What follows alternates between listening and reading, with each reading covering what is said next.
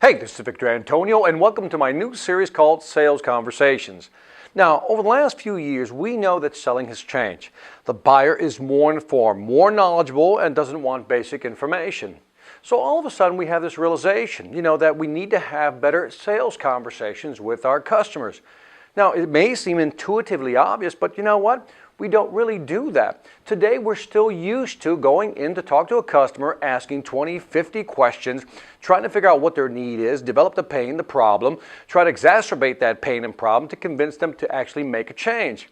And again, if you think about it from a customer's point of view, it's very fascinating. Imagine you being the customer and salespeople are visiting you. And every salesperson that walks in the door is asking you 20 to 50 questions. Well, multiply that by 5 salespeople and you can run the numbers. That's a lot of questions. Customers are getting tired of a lot of questions. What they want to have now is a conversation. Now, different studies over the last couple of years have come out that really emphasize that what buyers really want is to have a great conversation, a great sales conversation with you, the salesperson. But not just any conversation, one that provides insight. Remember my definition of insight, information beyond the obvious. Customers don't want you to tell them what they already know. They don't want you to present the obvious. They don't want you to be a walking brochure.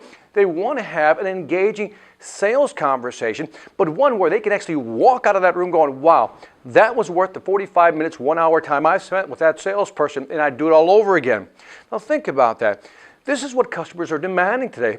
What they want from us is more information, information beyond the obvious, information that will help them clarify their issues, look at different alternatives, and we can help them select those alternatives, provide the proof necessary to emphasize why one solution is better than the other. This is what they're looking for. So what we have to do is change our sales conversation. No longer is it going in there about asking questions, asking a lot of questions, and then pointing them right to our product.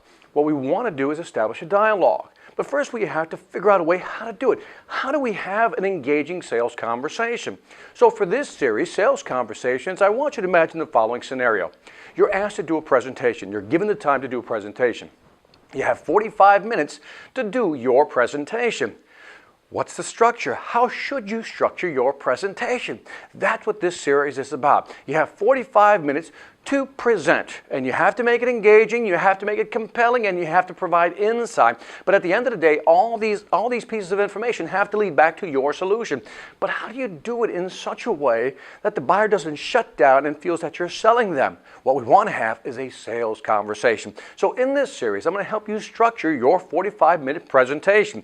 I'm going to show you what to do, what not to do, what to include, what not to include, and also how do you sequence information and then present information in such a way that the customer finds it engaging and maybe towards the end makes that ultimate commitment, which is to buy or at least do a demo with your product. So let's begin this series, Sales Conversation, by starting with our first video and see where we can go from there. Here we go.